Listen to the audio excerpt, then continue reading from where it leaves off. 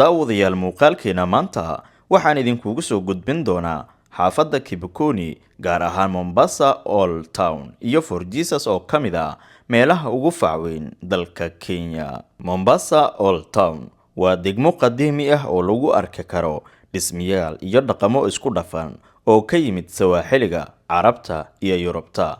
waxay ahayd xarun ganacsi oo muhiim ah qarniyo badan. Mandari Mosque waa mid ka mid ah masaajidada ugu da'da weyn Mombasa. waxaa la rumaysan yahay in la dhisay qiyaastii sanadkii 1570kii, taasi oo ka dhigaysa in uu maanta jiro in ka badan 450 sano. Masaajidkan waxa uu caan ku yahay manaaradiisa oo ka mid ah astaamaha taariikhiga ah ee Mombasa Old Town. Dhanka kale, Fort Jesus waa dhismo taariikhi ah oo ay dhiseen Boortaqiiska intii u dhaxaysay 1593 iyo 1596. ujeedadu waxay ahayd in lagu ilaaliyo dekedda Mombasa iyo ganacsiga badweynta Hindiya. Dhismahan waxaa soo maray dagaalo badan, waxaana marba qabsanayay Boortaqiis, Carabtii Cumaan iyo quwado kale. in ka badan 400 sano ayayna taagan tahay iyadoo marqaati ka ah taariikhda ganacsiga, dagaalada iyo isdhexgalka dhaqamada Afrika, Carabta iyo Yurub. Sanadkii 2011, UNESCO waxay Fort Jesus ku dartay liiska dhaxalka adduunka. Haddii aad booqato Mombasa, labadan goobood waa meelaha ugu muhiimsan ee ay tahay inaad aragto. Haddii aad xiiseynaysaan muuqaalkeena, fadlan channelka subscribe dhe like saar, sidoo kalena la wadaag asxaabtaada si ay uga faa'iideystaan wixii fikir ama talo ah qaybta hoose noogu reeb. aad iyo aad ayaad u mahadsantihiin. galab wanaagsan. hadda waxaan ku suganahay masaajidka weyn markaas loo yaqaano Malanku waa Baba. halkaas ayaa salaada casr ku tukanay oo hadda waxaan rabaa inaan gaaro Kibokoni ilaa iyo Fort Jesus. muuqaal aad u xiiso badan ayaan rabaa in halkaas idinkaga soo gudbiyo. isla socod wanaagsan ilaa dhamaadka muuqaalka nala joog. waxaan hadda joogaa masaajidkan la yiraahdo Masjid Barawe ayaan hadda ku suganahay. Masjid Barawe waa masaajidada ugu caansan magaalada Mombasa ee dalka Kenya. saaxiibayaal, hadda waxaan maraynaa mid ka mid ah xaafadaha ugu caansan magaalada Mombasa ee dalka Kenya. jambo marka waxaan aadaynaa xaggaasi Fort Jesus iyo xaafadaha markaasi ugu qadiimsan Mombasa, markaas xaafadda la yiraahdo Old Town. marka hadda waxaan ku sii dhowahay Crazy Boy. xagaag saaxiibayaal, hadda waxaan joogaa mid ka mid ah xaafadaha markaasi ugu qadiimsan Mombasa oo markaas la yiraahdo Crazy Boy. waa xaafad qadiimi ah. in yar ayaa noogu dhiman Fort Jesus. xaafadan waxa la yiraahdaa Old Town. Old Town macnaheedu waa xaafadaha qadiimiga ah oo muddo badan dhisan. waa xaafadan mar dhowr xaafadood ayaan ka soo degay Mombasa, ama degmooyinka markaasi Mombasa sida Bondeni, Kibokoni iyo xaafado kale ayaan soo degay, degmooyin kale oo badan. marka masaajidkan aad aragtaan hadda waxa la yiraahdaa masaajidka Assalamualaikum. masaajidka gacmada la markaas oo bibi niambie meeshaan waxay yimaadaan markaas soo gaara dalxiisayaal aad iyo aad u badan oo sanad kasta halkaan ayay yimaadaan oo markaas si ay sawiro ay ugu qaataan xaafadaha ama dhismooyinkan qadiimiga ah. marka saaxiibayaal, weli vloggen ayaa bartamaha kaga jirnaa. halkaan waxaa lagu gadaa hidaha dhaqanka ee dalka Kenya. boss bibi niambie unauza ngapi hiyo? unauza ngapi? 11. hii ni rhino. rhino. okay. waa hidaha dhaqanka ay leedahay dalka Kenya. waxaa xusud mudan saaxiibayaal, guryahan aad u jeedaan lama ogolo in la jibiyo ama dhulka lagu daro. marka kaliya waxaa la ogol yahay in la dayactiro, sababtoo ah taariikhda way ilaaliyaan dadkan, ma fahantay? waayo waxyaabaha ay ku faanaan ayay ka mid tahay.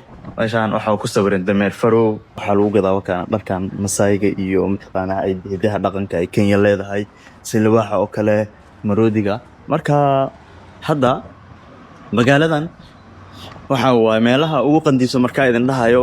waxa waaye waa tara wada aragtaan dharkan cadaanka oo markaas soo dalxiis taga halkan ayaana markaa iibsada.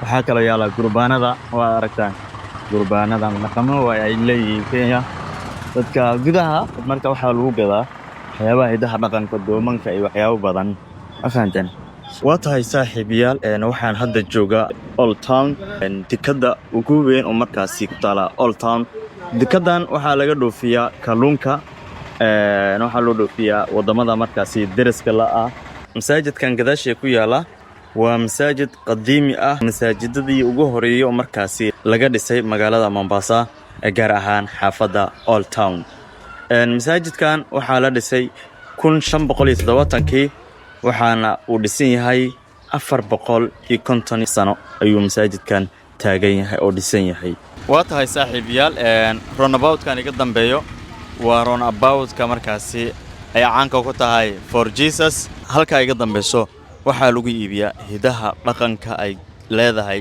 dalka Kenya waa sida koofiyada markaasi lagu ado beachka iyo sidoo kale ee okuyaalada markaasi qoraxda iyo kuwa badaba xayawaanada ay markaasi Kenya ku faanto sida gariga lo'da libaaxa shabeelka iyo dameer farowga ayaa halkaasi ayagoo geed ah oo markaasi la sameeyay ayaa la iibiyaa oo halkan iga dambeeso ayaana lagu iibiyaa dhismaha ayaan gudaha u gali doonaa dhismaha waa kana albaabka laga galo waaye ilaa ay hadda qof ma aragno oo marka ma garanayno inta lagu galo hagaag saaxiibayaal gudihii ayaan galay halka ticketka laga iibsado waxay noo sheegeen in la xiray oo markaasi waqtigii dhamaaday marka kulay waxay noqonay bari inaad dib ugu soo laabto gudihii aan galo oo halkaas muuqaal qurux badan idinkaga soo gudbiyo iyo halka wax kala soo kulno insha Allah kulay halkan waa goob taariikhi ah halkan waxa lagu iibinayaa calanka Soomaaliga ayaa halkan ku arkaa raadano zangabiyo 150 waxaan rabaa gudaha badda rabaa inaan galo halkaas aan rabaa inaan soo fiiriyo shan wax badan lagu gadaa maanta axad waay weekend waay dadku dhan halkaan isku yimaadaan si ay waqti ugu qaataan maalmaha sabtida iyo axadaba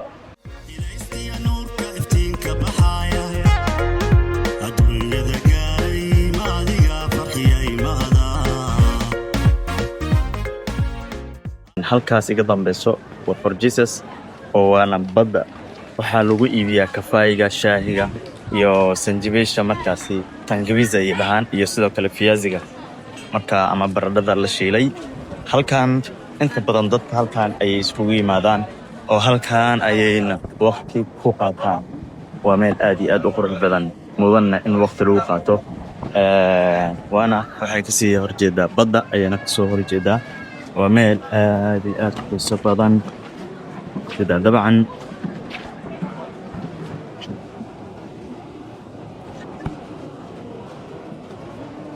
koran halkan ay yimaadaan waa maalmaha ay fasaxiga iyo maalmaha kaada laakiin maalmaha axadda iyo sabtida ayaa aad loo soo bordhaafiyaa haddii aad nala joogtay ilaa ay dhamaadka muuqaalka aad iyo aad ayaad u mahadsan tahay fadlan channelka subscribe leh like saar asxaabtaadana la wadaag wixii fikrahana qaybta hoose noogu reeb intaan muuqaalkiisa xiga dib ugu kulmi doono waxaan idinkaga tegaynaa sidaas iyo nabadgelyo assalaamu calaykum waraxmatullaahi وبركاته